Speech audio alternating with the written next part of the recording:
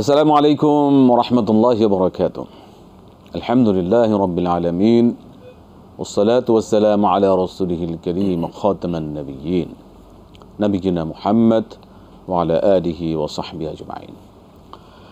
সুপ্রিয় দর্শক, পৃথিবীর যে প্রান্ত থেকে আপনারা এই মুহূর্তে এটিএন বাংলা টিভি স্ক্রিনের সামনে আছেন, সকলকে স্বাগত জানাচ্ছি এটিএন বাংলার নিয়মিত আয়োজন ইসলামী সওয়াল ও জবাব সরাসরি আয়োজন। আপনাদের জীবন ঘনিষ্ঠ যে কোনো প্রশ্নের ইসলামিক শরিয়ার আলোকে জানতে আপনি আমাদের এই আয়োজনে ফোন করে প্রশ্ন করে আপনার জবাব জানার সুযোগ পাচ্ছেন। আমি আছি আপনাদের সাথে কারি কেম ফিরোজ। আমাদের সাথে আজ উপস্থিত আছেন আমাদের সকলেরই শ্রদ্ধেয় বিশ্ববরণ্য আলিমুদ্দিন শেখুল আল্লাম সৈয়দ কামালউদ্দিন জাফরি হাফিজাহুল্লাহ। আসসালামু আলাইকুম ওয়া রাহমাতুল্লাহি ওয়া বারাকাতুহু। ওয়ালাইকুম সালাম ওয়া রাহমাতুল্লাহি ওয়া বারাকাতুহু। আহলান সাহলান শেখ, বারাকাল্লাহু ফিকুম, হায়াকাল্লাহ। মাশাআল্লাহ, আমরা ইসলামিক শরীরের আলোকে কোরআন সুন্নাহর ভিত্তিতে দর্শকদের প্রশ্নগুলো ইনশাআল্লাহ জানবো। প্রিয় দর্শক, একটা বিষয় অবশ্যই আপনারা আমাদেরকে মনে করে সহযোগিতা করবেন। যারা আমাদের সাথে এই আয়োজনে প্রশ্ন করার আপনি সরাসরি সুযোগ পাচ্ছেন, ফোন করছেন, কথা বলছেন আমাদের সাথে সরাসরি। যখন কথা বলছেন আপনি আপনার টেলিভিশনের ভলিউমটা কমিয়ে আপনি কথা বলবেন। আমরা যাচ্ছি আজকের সরাসরি আয়োজনে। স্যারকে আমরা শুরু করতে পারি ইনশাআল্লাহ। বিসমিল্লাহ। জি, আমরা প্রথমে কে আছেন? জি বলবেন। আসসালামু আলাইকুম।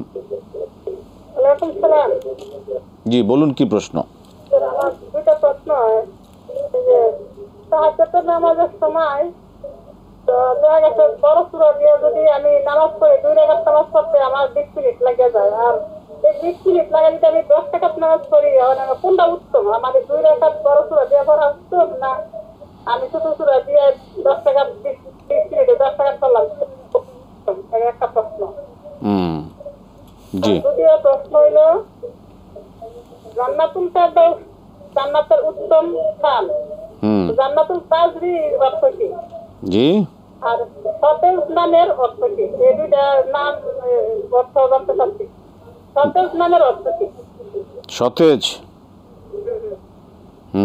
সতেজ। তাজরির অর্থ কি আর সতেজ নামের অর্থ কি? হ্যাঁ, সতেজ সতেজ। জান্নাতুন তাজরি মিন তাহতিহাল আনহার। ঠিক আছে। ওয়ালাইকুম আসসালাম ওয়া রাহমাতুল্লাহি ওয়া বারাকাতুহু। জি, আরো প্রশ্ন আছে? দর্শক কে আছেন? জি বলবেন। আসসালামু আলাইকুম। ওয়ালাইকুম আসসালাম ওয়া রাহমাতুল্লাহি ওয়া বারাকাতুহু। দিনাজপুর বিরামপুর থেকে মঞ্জুরা বলতেছি। জি।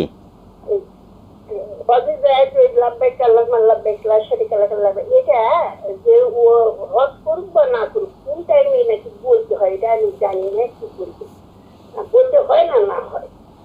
আর আরেকটা, এই ঈদের পরের দিন থেকেই রোজা হয়।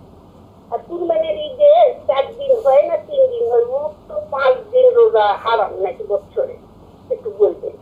ঠিক আছে। আসসালামু আলাইকুম। ওয়ালাইকুম আসসালাম ওয়া রাহমাতুল্লাহি ওয়া বারাকাতুহু। ধন্যবাদ শেখ। আমরা শুরু করতে পারি আজকের আয়োজন ইনশাআল্লাহ। তাহাজ্জুদের সালাত নিয়ে প্রশ্ন। তাহাজ্জুদের সালাতকে আমি বড় সূরা দিয়ে আমি 2 রাকাত বা 4 রাকাত পড়বো, নাকি না ছোট ছোট সূরা দিয়ে বেশি রাকাত পড়বো, কোনটা উত্তম? আমরা শুরু করছি ইনশাআল্লাহ। আলহামদুলিল্লাহ ওয়াসসালাতু ওয়াসসালামু আলা রাসূলিল্লাহ ওয়া আলা আলিহি ওয়া সাহবিহি ওয়া মান ওয়ালাহ ওয়া বা'দ। আকুলু বিল্লাহিত তাওফীক। তাহাজ্জুদের নামাজ রাকাতে বেশি পড়া, না কোনো বড় সূরা দিয়ে? বড় সূরা দিয়ে অল্প রাকাত পড়া।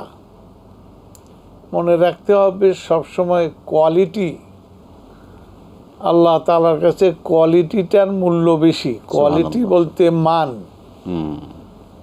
এই মান, যদি নামাজের মান ভালো হয় আর রাকাতে কম হয় তাহলে এটা ভালো। আর দুইটা সমানে করতে পারলে মাশাআল্লাহ, নূরুন আলা নূর, ভালো। জি। সেক্ষেত্রে এখন তিনি কোন দিকে যাবেন? এখন ছোট সূরার দিকে যাবেন না বড় সূরার দিকে? না, উনি যখন বড় সূরা দিয়া সুন্দর করে রুকু সিজদাগুলি সুন্দর করে করেন, ঠিক আছে, এটাই করেন, ওটাই উত্তম। জি। উত্তম। জান্নাতুন তাজরি এর অর্থ কি? এমন জান্নাত, যার তলদেশ দিয়ে বেহেশত তাজরি মানে তা প্রবাহিত আছে তলদেশে। কি প্রবাহিত? ঝর্ণারাজি প্রবাহিত। তাজরি মানে প্রবাহিত। প্রবাহিত। জি, মানে প্রবাহমান জান্নাত, যার নিজ তলদেশ দিয়ে ঝর্ণা প্রবাহিত হয়। আমরা জবাব পেলাম আলহামদুলিল্লাহ। পরবর্তী প্রশ্ন হচ্ছে যে আমরা যে হজের সময় বা উমরার সময় যে তালবিয়া পাঠ করে থাকি, সেটা কি হজ ছাড়া কি অন্য সময় এই তালবিয়া পড়া যাবে? না, এটা হজের সঙ্গে এটার সম্পর্ক এটা তালবিয়াটা সম্পৃক্ত, অন্য সময় না। জি, এই রোজায় দেখলাম, এই ঈদে দেখলাম যে ঈদের পরের দিনই চাইলে কেউ রোজা রাখতে পারে, রোজার ঈদে, ঈদ উল ফিতরে। কিন্তু কোরবানি ঈদের পরের দিন কিন্তু কেউ রোজা রাখতে পারে না, এরকম নির্দেশ। এরকম বছরে 5 দিন রোজা রাখা হারাম। সেই দিনগুলো কি কি? না, তো 3 দিন আর 2 দিন। জি, তো 3 দিন এই জন্য যে কোরবানির সময় তো লোকেরা গোশত খাবে, এখন সেই জন্য রোজাই যদি রাখে তাহলে গোশত খাবে কোন সময়? এই জন্য তাদের জন্য একটু দিনটা বাড়িয়ে দেওয়া হয়েছে। এই দিনগুলোকে শরীয়তের দৃষ্টিতে রোজা রাখার ক্ষেত্রে নিষেধ করা হয়েছে। জি, আমরা যাব পরবর্তী দর্শকের কাছে। দর্শক কে আছেন বলবেন। আসসালামু আলাইকুম। ওয়ালাইকুম সালাম ওয়া রাহমাতুল্লাহি ওয়া বারাকাতুহু। হুজুর, আমি ধরমপাড়া সুনামগঞ্জ থেকে ইনুস বলছিলাম। জি ইনুস সাহেব, বলুন কি প্রশ্ন? হুজুর, আমার একটি দোয়া বলছি হুজুর, এই দোয়াটার আমল এবং ফজিলত সম্বন্ধে বলবেন। লা ইলাহা ইল্লাল্লাহু ওয়াহদাহু লা শারীকা লাহু লাহুল মুলকু ওয়া লাহুল হামদু ওয়া হুয়া আলা কুল্লি শাইইন কাদির। আর 2 নম্বর প্রশ্ন হলো হুজুর, রাসূল সাল্লাল্লাহু আলাইহি ওয়াসাল্লাম যা করেন নাই, সাহাবীরা যা করেন নাই, তাবেঈনরা যা করেন নাই, এই কাজ করার মান কি বেদাত নয়? তারা তো ফরজ নামাজের পর সম্মিলিত দোয়া করেন নাই, কিন্তু আমাদের বাংলাদেশে 99.9% মসজিদেই এই ফরজ নামাজের পর সম্মিলিত দোয়া করা হয়। এটা কি আপনারা কি বাদ বলছেন, এটা কি বেদাত নয় কি? আর 3 নম্বর প্রশ্ন হলো হুজুর, যে অনেক কিছু উলামায়ে কেরাম বলে থাকেন যে চিহ্নিত যদি 40 জন পাপী বান্দা একত্রিত হইয়া আল্লাহ রাব্বুল আলামিনের কাছে দোয়া করে, তাহলে তাদের মধ্যে একজনের হাত আল্লাহর বলি হাত বানাইয়া তাদের সমস্ত দোয়া কবুল আল্লাহ কবুল করে দেন। এটা কি তৈরি হাজির দ্বারা সমর্থিত? 40 জনের মধ্যে একজন আল্লাহর ওলি থাকেন না, বলি থাকেন না, 40 জনের পাপী বান্দা, তাহলে আল্লাহ রাব্বুল আলামিন একজনকে আল্লাহর ওলি বানাইয়া দেন। আল্লাহ 40 জন থেকে একজন বেছে নেন। হ্যাঁ, বেছে নিয়ে তার দোয়া আল্লাহ রাব্বুল আলামিন তার ওসিলায় সকলের দোয়াই কবুল করেন। 40 জনের চিহ্নিত গুনাহগার। আচ্ছা, ঠিক আছে, তার দোয়া কবুল করে নেন, তাকে ওলি বানিয়ে নেন। ধন্যবাদ। আমরা শুনবো এটা কি ঠিক আছে কিনা। জি শেখ, শুনলাম প্রশ্ন যে লা ইলাহা ইল্লাল্লাহু ওয়াহদাহু লা শারীকা লাহুল মুলকু ওয়া লাহুল হামদু ওয়া আলা কুল্লি শাইইন কাদির। এর অর্থটা জানতে চেয়েছেন। লা ইলাহা ইল্লাল্লাহু ওয়াহদাহু লা শারীকা লাহুল মুলকু, লা ইলাহা ইল্লাল্লাহ ওয়াহদাহু লা শারীকা লাহু লাহুল মুলকু ওয়া লাহুল হামদু ওয়া আলা কুল্লি শাইইন কাদির। লা ইলাহা ইল্লাল্লাহ, আল্লাহ ছাড়া কোনো ইলাহ নাই। ইলাহ বলতে মাবুদ নাই। লা ইলাহা ইল্লাল্লাহ ওয়াহদাহু লা শারীকা লাহু, তিনি একক, একজনই তিনি মাবুদ। লা শারীকা লাহু, তার কোনো সঙ্গী নাই, তার কোনো শরীক নাই। লাহুল মুলক ওয়া লাহুল হামদ, তার রাজত্ব তারই, তার প্রশংসা তারই। লাহুল মুলক ওয়া হুয়া আলা কুল্লি শাইইন কাদির, তিনি সব কিছুর উপরে কর্তৃত্ববান। সুবহানাল্লাহ, সুবহানাল্লাহ। চমৎকার, মাশাআল্লাহ শেখ, বারাকাল্লাহু ফিক, হায়াকাল্লাহ। পরবর্তী প্রশ্ন হচ্ছে যে রাসূল সাল্লাল্লাহু আলাইহি ওয়াসাল্লাম যা করেননি, সাহাবায়ে কেরাম যা করেন, তাবেঈন, তাবেঈন সহ এই যে সিলসিলা পর্যন্ত যারা করেননি, কিন্তু আমরা এখন প্রায় উনি আমাদের সব স্পষ্ট ডাটা নিয়ে বললেন যে 99% থেকে বেশি, একদম বলতে গেলে সব মসজিদে আমরা যে সম্মিলিত সালাতের পরে, ফরজ সালাতের পরে সম্মিলিত মোনাজাত আমরা করেই যাচ্ছি। তো এটা কি বেদাত হচ্ছে না? এটা কি বেদাত না? কেন বেদাত করছি আমরা তাহলে? এটা মনে রাখতে হবে যে আমল সুন্নতের দ্বারা সমর্থিত নয়, ওই আমলটা বেদাত হয়। সুতরাং সকল মসজিদেই যদি করে, হারামাইনেও করে, তাতে সুন্নত হবে না, ওইটা বেদাতই থাকবে। কারণ নবী করিম সাল্লাল্লাহু আলাইহি ওয়াসাল্লাম তার যে আমল, সে আমলকে অনুসরণ করাই হলো আমাদের সুন্নত। আমরা এটা অনুসরণ করে যাব। এর বিপরীত সাংঘর্ষিক কোনো আমল আমরা করব না, যত মানুষই করুক এগুলি বিদআতই হবে। যারা করছে আল্লাহ তাদের হেদায়েত দান করুক, সহিহ বুঝ দান করুন। 40 জন একদম চিহ্নিত অপরাধী পাপী যদি একসাথে কোনো আমলে বসেন বা দোয়া করেন, সেখান থেকে আল্লাহ একজনকে, 40 জন থেকে একজনকে অলি বানিয়ে তাদের দোয়াগুলো কবুল করিয়ে নেন। এর কোন এর এর না, এর কোনো দলিল নাই, এরকম কোনো এর কথা কোনো দলিল নাই। তবে যে কোনো কেউ তওবা করে তারপরে আল্লাহ তাআলার কাছে কান্নাকাটি করে লজ্জিত হয়, তাহলে আল্লাহ তাআলা তাকে গুনাহ মাফ করে দেন। তবে মানুষের হক যদি থাকে তো হক আদায় করতে হবে, তা না হলে কোনো কাজ হবে না, কোনো কাজ হবে না। আহসান, মাশাআল্লাহ, মাশাআল্লাহ শেখ, বারাকাল্লাহু ফিক। আমরা যাব আবারও দর্শকদের কাছে। দর্শক কে আছেন বলবেন। আসসালামু আলাইকুম। আসসালামু আলাইকুম ওয়া রাহমাতুল্লাহ। ওয়ালাইকুম সালাম, বলুন। স্যার, আমি বাগেরহাট থেকে লীলা বলছিলাম। জি বলবেন।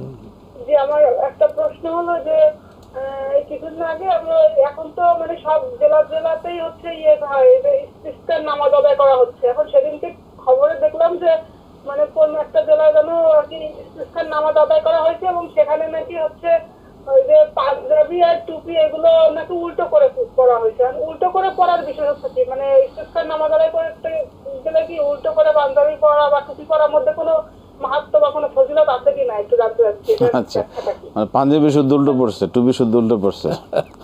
আর একটা হচ্ছে যে আচ্ছা আচ্ছা, আমি শুনেছি যে ওই মানে কোন একটা পরিবারের কোন একজন ব্যক্তি যদি হাফেজ হয়, কোরআনের হাফেজ হয়, তাহলে সে নাকি তার পরিবারের 40 জন ব্যক্তির জন্য সুপারিশ করতে পারে জান্নাতে যাওয়ার জন্য। এখন আমার প্রশ্ন হলো, আসলে কি তাই? সত্যি কি পারে কিনা? একজন হাফেজ, সে যদি হাফেজ হয় তাহলে নাকি সে কি সত্যি পারবে মানে পরিবারের লোকের জন্য সুপারিশ করতে জান্নাতে যাওয়ার জন্য?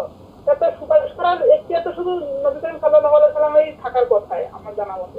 এই ব্যাপারটা একটু আগে তো হাফেজ সাহেব নিজে পার হতে হবে, পরে অন্যকে সুপারিশ করবেন। জি ধন্যবাদ, যে আমরা শুনবো ইনশাল্লাহ। ধন্যবাদ আমরা এই প্রশ্নের জবাব।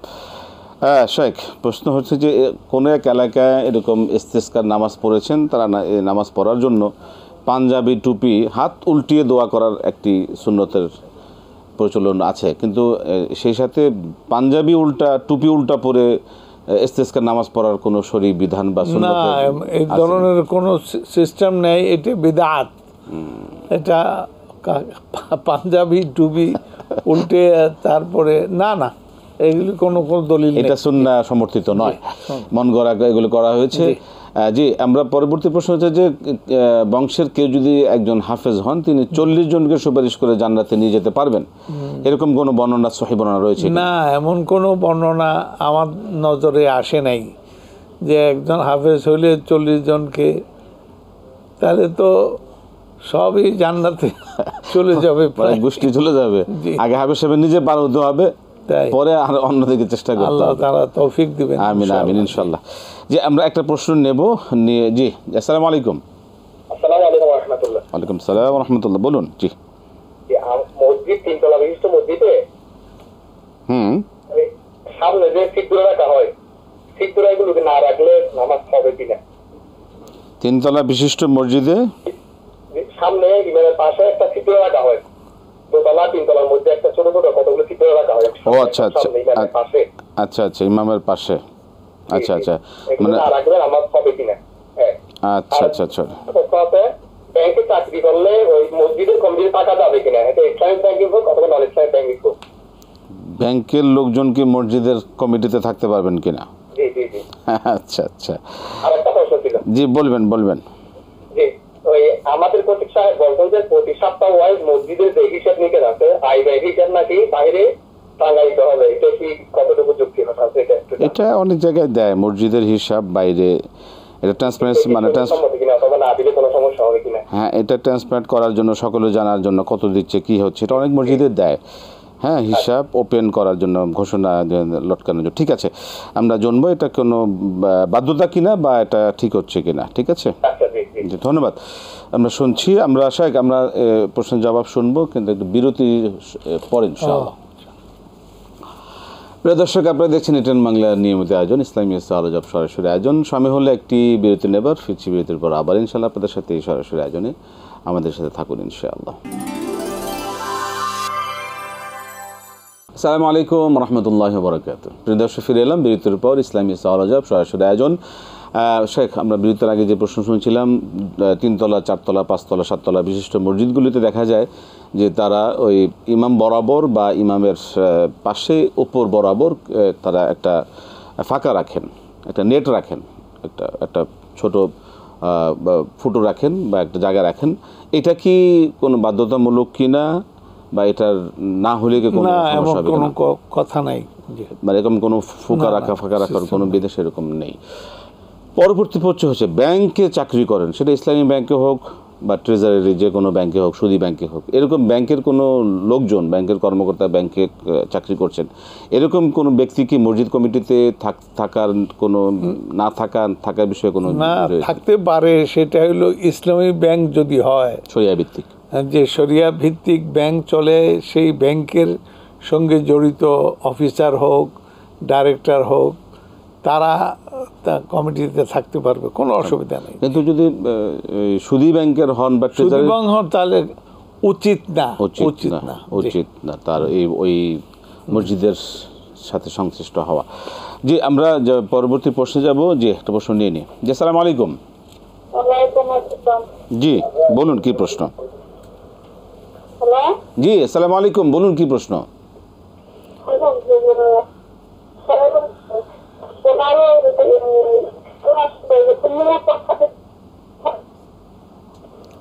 আপনার কথাটা আমরা শুনতে পেলাম না, আরেকবার বলবেন।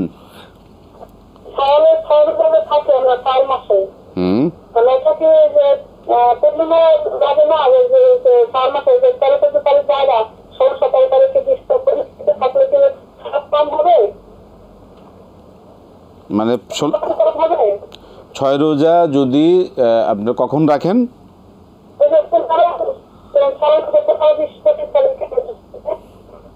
কথাটা ক্লিয়ার শোনা যাচ্ছে না। 6 রোজা কি হলো আবার বলবেন? আচ্ছা, না আচ্ছা, 15-20 তারিখের পরে সোয়াব কম হবে কিনা। আচ্ছা আচ্ছা, আর কোনো প্রশ্ন? জি, আচ্ছা,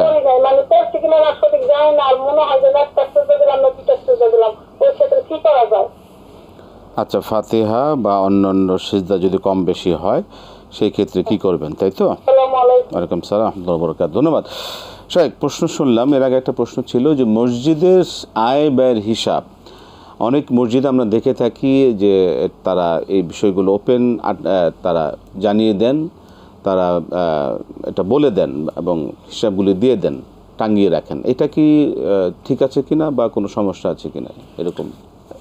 এটা মানে হিসাব নিকাশ জনগণ জানা ভালো, যাতে আস্থা বাড়ে এবং মসজিদে সহযোগিতা তারা করতে পারে। তবে এই জন্য এইভাবে বিশেষ কোনো কায়দা, কি কায়দা করছে, টাঙিয়ে রাখছে আর কি হিসাবগুলো কাগজে, তারা টাঙিয়ে রাখে, ভালো খারাপ না, যে কেউ দেখতে পারে যে এই মাসে কত ব্যয় হলো, প্রত্যেক মুসল্লিদের জানার ক্ষেত্রে, উদ্বুদ্ধ করার ক্ষেত্রে এটা ভালো। এটাতে কোনো সমস্যা নেই, শরীয়তে কোনো বিধিনিষেধ নেই, এর মধ্যে কোনো নেই। পরে প্রশ্ন হচ্ছে যে শাওয়ালের যে 6 রোজা, এটা কি শাওয়াল মাসের 15 এবং 20 তারিখের পরে যদি কেউ রাখে তাহলে কি সওয়াব কম বেশি হওয়ার কোনো নিয়ম রয়েছে? সওয়াব হতে পারে, বিশেষ কোনো কারণে একটু দেরি হলো, কিন্তু ওই মাসেই হতে হবে। যে মানে এই মাসের মধ্যে রাখলেই 1 থেকে এবং মাসের পূর্ণ মাসের মধ্যে রাখলে সওয়াব কম বেশি হওয়ার কোনো সুযোগ নেই, তিনি একই সওয়াব পাবেন। পরবর্তী প্রশ্ন হচ্ছে, নামাজে যদি সন্দেহ হয় সূরা ফাতিহা পড়েছেন কি পড়েননি, সেই ক্ষেত্রে কি করতে পারে? সন্দেহ পড়তে হবে সূরা ফাতিহা। নামাজটা শেষ করে থাকলে আবার নামাজকে আবার রিপিট করতে হবে। সূরা ফাতিহা তো ওয়াজিব, হ্যাঁ, সেক্ষেত্রে ওয়াজিব যদি ছুটে যায় তাহলে সাহু সিজদাতে যদি শেষে দেখে মনে হয় সাহু সিজদা দিতে পারবেন। আর যদি রুকু সিজদা হয়, যদি মানে রুকু সিজদা দিয়েছেন কি দেননি, না তাই তো নামাজই হলো না, নামাজ এটাকে আবার পুনরায় পড়তে হবে। আর যদি রুকু সিজদা কম বেশি হয় তাহলে সেক্ষেত্রে কি সিজদা 2টা দেওয়া দরকার, সেটা একটা দিয়ে ফেলছে, সেক্ষেত্রে হ্যাঁ, সেক্ষেত্রে তো সাউসাজা দিলে সেজদা সাউ দিলে হবে। সাউসাজা দিলে এটা আদা হয়ে যাবে। আহসান শেখ, মাশাআল্লাহ, বারাকাল্লাহ ফিক। আমরা যাব পরবর্তী প্রশ্নের কাছে। দর্শক কে আছেন বলুন। আসসালামু আলাইকুম। ওয়ালাইকুম আসসালাম। জি হুজুর, আমি নবীন সাহেব বলছিলাম। ইমাম সাহেব বলবেন। হুজুর, আমি বলছিলাম সম্মানিত আলেম ওলামাগণের প্রতি গভীর শ্রদ্ধা ভক্তি রেখে বলছি, হুজুর আমাদের দেশে এত মসজিদ, এত মাদ্রাসা, মাশাআল্লাহ, তারপরে আল্লাহ এত গজব কেন? আমাদের উপরে আল্লাহ অসন্তুষ্ট কেন?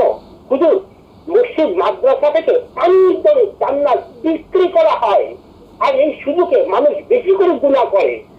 হুজুর, এই পানির দরে জান্নাত বিক্রি করা বন্ধ করতে হবে, আল্লাহ রহমত আসবে। এটা সমর্থন করেন কি? আচ্ছা, আপনি যেভাবে বলেন আমাদেরকে চাপিয়ে দেন। জি শেখ, আমাদের বাংলাদেশ আলহামদুলিল্লাহ মসজিদের দেশ, ঢাকা মসজিদের শহর, প্রচণ্ড মসজিদ, অসংখ্য মসজিদ। তো এই এত মসজিদ, এত মাদ্রাসা, এবং প্রত্যেক মসজিদের সাথে একটি করে মাদ্রাসা হেফজখানা রয়েছে। এত মসজিদ, এত মাদ্রাসা, এত ইবাদত, এরপরে কেন এত গজব? আমরা এই যে অনাবৃষ্টি, অতি তাপ, এই যে অবস্থাগুলো চলছে বিভিন্ন, এত মসজিদ মাদ্রাসা থাকার পরও কেন এত গজব হচ্ছে আমাদের উপরে? না, মসজিদ বেশি থাকলে, মাদ্রাসা বেশি থাকলে রহমত নাজিল হবে এমন কোনো কথা নয়। মসজিদে নামাজ নিয়মিত হতে হবে, সালাত নিয়মিত, মুসল্লিদের সংখ্যা বেড়ে যায়, এটা হলো কোয়ালিটি, এটা সুন্দর। এমনিভাবে মাদ্রাসা যদি থাকে, মাদ্রাসার ছাত্র তারা পড়াশোনা করে বেশি, আল্লাহ তাআলার দিন শিখে, এটার মূল্য আছে। এখন প্রশ্ন হচ্ছে যে এই যে মসজিদ মাদ্রাসা থেকে যে একদম ঢালাওভাবে হ্যাঁ সস্তা দরে সকলকে জান্নাত বিক্রি করা হচ্ছে, সকলকে জান্নাতে বানিয়ে দেওয়া হচ্ছে, তাদের মাফ করে দেওয়া হচ্ছে, এই যে তাদের ঘোষণা দিয়ে তারা পাপের প্রতি উদ্বুদ্ধ হচ্ছে কিনা? এগুলি করার মালিক হলেন আল্লাহ, এটা তারা দোয়া করতে পারে, ওখান থেকে পিছিয়ে থাকার জন্য তাদেরকে নসিহত করতে পারেন, উপদেশ দিতে পারেন, কিন্তু এটা তাদেরকে জান্নাত দেওয়ার কোনো অধিকার কোনো আলেমের বা কারো মসজিদের নেই, মাদ্রাসার নেই। আমরা প্রশ্নে যাচ্ছি দর্শক। জি, কে আছেন বলবেন। আসসালামু আলাইকুম। ওয়ালাইকুম সালাম। আপনি আপনার টেলিভিশনের ভলিউমটা কমিয়ে প্রশ্ন বলুন। আমি একটা প্রশ্ন বলতেছি, স্বামী স্ত্রী সংসারে একটা ঋণ রয়েছে, স্বামী জানে কিন্তু সে দিতে চাচ্ছে না ঋণটা, স্ত্রীর ঘাড়ে পড়ছে, স্ত্রী ঋণটা করছে, সেই ঋণটা শোধ করার জন্য অনেক মিথ্যা কথা বলা হচ্ছে। মিথ্যা কথা বললে কি ঋণটা শোধ করা যাবে? মিথ্যা কথা কে বলছে? স্বামী বলছে না স্ত্রী বলছে? স্ত্রী বলছে। স্ত্রী বলছে, কারণ ঋণটা নিচ্ছে কিন্তু স্ত্রী, আচ্ছা, সেটা স্বামী সন্তান সবাই জানে, কিন্তু ওনারা দিতে নেগলিজেন্সি করতেছে, দিতে চাচ্ছে না ঋণটা। 5-6 বছর হয়ে যাচ্ছে, আচ্ছা আচ্ছা, ঋণটা দিতে চাচ্ছে না। এখন ঋণটা যে স্ত্রী নিচ্ছে তার ঘাড়ে তো পড়ছে, যে যার কাছে নিচ্ছে সে তো তার স্ত্রীর কাছেই চাচ্ছে। এখন স্বামীকে যদি বলে যে অনেক করতেছে, যে এখন না দেরি আছে, এটা ওইটা অনেক কিছু বলতেছে, কিন্তু স্ত্রী যদি মিথ্যা কথা বলে স্বামীর কাছেই টাকাটা আদায় করে নিয়ে ঋণটা শোধ করে, এত স্ত্রীর গুনাহ হবে কিনা আমাকে একটু দয়া করে জানাবেন। আর আমি নাম বলতে ইচ্ছুক না। ঠিক আছে, আমরা জানলাম না। শেখ, প্রশ্ন যতটুকু শুনলাম বুঝলাম, স্বামী স্ত্রী কারো কাছ থেকে ঋণ নিয়েছেন, এখন সেই ঋণ শোধ করবেন, স্বামীকে বলছেন যে আপনি আমার ঋণটা শোধ করে দেন, কিন্তু স্বামী সেই ঋণ শোধ করতে চাচ্ছেন না বা বিভিন্ন গড়িমসি করছেন, কিন্তু সম্ভবত স্ত্রী ঋণটা নিয়েছিলেন পরিবারের জন্য, এটা সবাই জানে, স্বামীও জানেন। এখন স্ত্রী স্বামীকে ওই ঋণ, তার ঋণ পরিশোধ করার জন্য কোনো মিথ্যা বা বেশি কথা, অতি কথা বলা তার জন্য গুনার কারণ হবে কিনা? না না, গুনাহ তো হবেই, মিথ্যা কথা বলে। এটা স্বামীর উপরে এটা ফরজ না, ওয়াজিব না, এটা হলো ঋণ যিনি করছেন তিনি দায়িত্ব পরিশোধ করবেন। এখন স্বামীকে অনুরোধ করতে পারেন, তিনি নাও দিতে পারেন, দিলে তো ভালো, না দিলে তার গুনাহ নাই। তো স্ত্রী তার দায়িত্বে এটা এই ঋণ থাকবে, এটা তার উপরে ওয়াজিব, এটা ফেরত দেওয়া যে রাইট। এই জন্য তিনি যে বিভিন্ন মিথ্যা কথা বলা তার জন্য ঠিক হবে না না না, এটা এটা এটা গুনাহ হবে। জি, আমরা প্রশ্নে যাবো। আমার দর্শক কে আছেন, জি বলবেন। আসসালামু আলাইকুম। ওয়ালাইকুম সালাম হুজুর, আমার একটা প্রশ্ন আসলো, আমি জি বলবেন। হইরাম জি বলবেন। যে আমাদের 6 ছেলে বড় হয়ে গেছে, মাশাআল্লাহ। ওই ব্যবসা কররা, হ্যাঁ ওর ব্যবসা 6 ছেলে আমাদের হুম বড় ইয়া, তারা বাপর ব্যবসা কররা, কাপড় ব্যবসা করতেছেন? হ্যাঁ। তখন আচ্ছা। বাপ বেমার পড়ে গেছে, অসুস্থ, বাপ প্রত্যেক মাসে 20,000 টাকা 30,000 টাকার ঔষধ লাগে, ও কারণে তানোর চ্যালেঞ্জে তানোরে ফালাইয়া গেছে, কি চেক করে লইছে। আচ্ছা আচ্ছা, বাবা অসুস্থ। এই সময় আমরা কিতা করতাম, আমরা তো তারা দেখরা না, দেখতেছি। দেখা বাইরা না। এখন আমরা আল্লাহর দরবারে কিতা কইয়া ফরিয়াদ করতাম যে আমরা বেচেনতে আমরা সম্পত্তি হারিয়ে নি লাগি, ব্যবসা নি লাগি, নিয়া বাপ অসুস্থ থাকার কারণে আমরা কইতে আমরা ফালাইয়া গেলাম। আচ্ছা, সবাই চেকর লাগি আল্লাহর কিতাব বিধান আছে, আমরা করণীয় কিতা আপনার করণীয়। ঠিক আছে, জি ধন্যবাদ। জি, সম্ভবত সিলেট অঞ্চলের মানুষ, এদের ভাষা যতটুকু আমরা বুঝলাম আলহামদুলিল্লাহ, যে 6 ছেলে, তারা বড় হয়েছে, তারা বাবা মা তাদেরকে মানে বাবা মা সম্পদ বিভিন্নভাবে তারা নিয়ে তারা ব্যবসায় তারা প্রতিষ্ঠিত। বাবা অসুস্থ, বাবার প্রতি মাসে প্রায় 20,000 টাকার খরচ হয় ওষুধ বাবদ এবং বিভিন্ন বাবদ।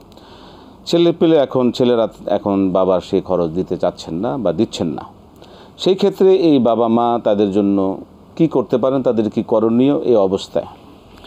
এই ক্ষেত্রে বাবা মা দোয়াই করতে পারে আল্লাহ তাআলার কাছে যে ছেলেপেলেদেরকে আল্লাহ তৌফিক দেন, তারা যেন ঋণের দায়িত্ব বাবা-মার হক আদায় বহন করতে পারে, হক আদায় করতে পারে। এই জন্য দোয়া করা ছাড়া আর কি, আর তাদেরকে বুঝাতে হবে, ওয়াজ করতে হবে, সামনে বসে ওয়াজ করবে যে বাবা মা বড় হইলে তাদের দায়িত্ব, তার সন্তানদের দায়িত্ব আছে। যে এইভাবে আমরা দোয়া করছি, সেটা আপনি দোয়া করবেন না যে অসহায় বাবা মা এই বয়সে এসে আল্লাহ পাক যেন সত্যি বাবা মার এই হক যেন তারা আদায় করতে পারে, তারা যেন ভালো থাকেন। যে আমরা পরবর্তী প্রশ্নে যাব। দর্শক কে আছেন বলবেন। আসসালামু আলাইকুম। ওয়ালাইকুম আসসালাম হুজুর। জি, আমি একটু আগে একটা প্রশ্ন করেছিলাম হুজুর, যে লা ইলাহা ইল্লাল্লাহু ওয়াহদাহু লা শারীকা লাহু লাহুল মুলকু ওয়া লাহুল হামদু ওয়া হুয়া আলা কুল্লি শাইইন কাদির। এটা ফজিলত এবং হুজুর আমল করার পদ্ধতি জানতে চাই, বর্তনা হুজুর। আচ্ছা ফজিলত এবং আমল করার পদ্ধতি, আমলের আপনি ওয়াক্তের কথা বলছেন। ঠিক আছে ঠিক আছে, আমলের পদ্ধতি। ঠিক আছে, ধন্যবাদ সাহেব, ধন্যবাদ আপনাকে। জি শেখ, এগুলি জিকির আজকারের অন্তর্ভুক্ত। সুতরাং দোয়া করা, জিকির করা একই জিনিস। সুতরাং আপনি দোয়া করতে পারেন আল্লাহ তাআলার কাছে যে আল্লাহ যেন কবুল করেন, এর বিনিময়ে দান করেন, এবং আশা করতে হবে যে আল্লাহ তাআলা বিনিময় দিবেন। অবশ্যই। আর আমলের পদ্ধতিটা যেটা ফরজ সালাতের পরে, তো তারা এই ভালো, এটা ফরজ সালাতের পরে সকাল সন্ধ্যা পড়তে পারেন। আহসান শেখ, মাশাআল্লাহ, বারাকাল্লাহু ফিক, হায়াকাল্লাহ। আমরা যাব পরবর্তী প্রশ্নে দর্শকের কাছে। দর্শক বলবেন কে আছেন, কি প্রশ্ন? আসসালামু আলাইকুম। ওয়ালাইকুম আসসালাম ওয়া রাহমাতুল্লাহ। জি বলুন, কি প্রশ্ন? কষ্ট ছিল যে নামাজের সময় যে সূরা মিলাই পড়তে হবে, প্রথম রাকাতে শেষের সূরা পড়ি, পরের রাকাতে সামনের সূরাগুলো পড়ি, তারা করে এটা হয়, এটা কি এইভাবে কি নামাজ পড়া যাবে, নামাজ হবে? আচ্ছা ঠিক আছে, মিলানো আগে সূরা, ঠিক আছে, আমরা শুনবো। আরেকটা ছিল যে বিয়ের বিষয়ে, এখন হ্যালো জি বলবেন। একটা বিয়ের বিষয় ছিল যে 24 বছর হয়ে গিয়েছে, ঠিক আছে, এখন গুনায় জোড়ার সম্ভাবনা আছে। সেক্ষেত্রে এখন আমার বাড়ির কাজ করা শেষ হয়নি, বিয়ে করে কি আমি বাবার বাড়িতে 4-5 বছরের জন্য রাখতে পারবো? আবার বলবেন প্রশ্নটা আবার বলবেন। বলছি বিয়ের বয়স হয়ে গেছে, 24 বছর বয়স হয়ে গেছে। আচ্ছা আচ্ছা, এখন মানে বাড়ির কাজে শেষ হয়নি, যে বউ স্ত্রী নিয়ে আসবো, বাড়িতে রাখবো, 5 মাসের সময় বাড়ির কাছে হতে। সেক্ষেত্রে আমি কি বিয়ে করে স্ত্রীকে কি বাপের বাড়িতে 4-5 মাসের জন্য রাখতে পারবো? এদিকে চলে যাওয়া হবে, এদিকে বাড়ির কাজ শেষ হলে পরে নিয়ে আসবো। মানে বিয়ের বয়স হয়ে গিয়েছে, এখন বিয়ে করে আপনি বাবা মার সংসারে বউকে নিয়ে আসতে চাচ্ছেন, এটাই প্রশ্ন?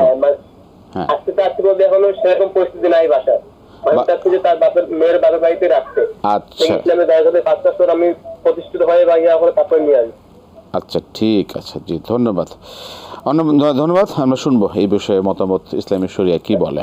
ধন্যবাদ। শেখ, সালাতে সূরা মিলানোর যে বিষয়টি, কেউ যদি প্রথম রাকাতে সূরা নাস পড়েন বা সূরা ফালাক পড়েন, এর পরের রাকাতে যদি সূরা ইখলাস পড়েন, মানে উল্টো পড়েন এইভাবে, এটা কি নামাজের কোনো ক্ষতি হবে কি, নামাজ হবে কিনা বা সমস্যা কি? এটা নিয়মিত করলে বা ইচ্ছা করলে এটা মাকরুহ, জি, ঠিক না, কোনো সন্দেহ নেই, সুন্নতের খেলাফ। আর যদি কোনো কোনো সময় এমন হয়ে যায়, এটা আল্লাহ তাআলা মাফ করে দিবেন ইনশাআল্লাহ। চাই কিন্তু নিয়ম হচ্ছে উপর থেকে নিচের দিকে আসা, হ্যাঁ হ্যাঁ, ধারাবাহিকভাবে। জি জি, আমরা শুনলাম মাশাআল্লাহ বিয়ের বয়স হয়ে গিয়েছে, দর্শকের প্রশ্ন, এখন সেই অবস্থায় বিয়ে করা জরুরি।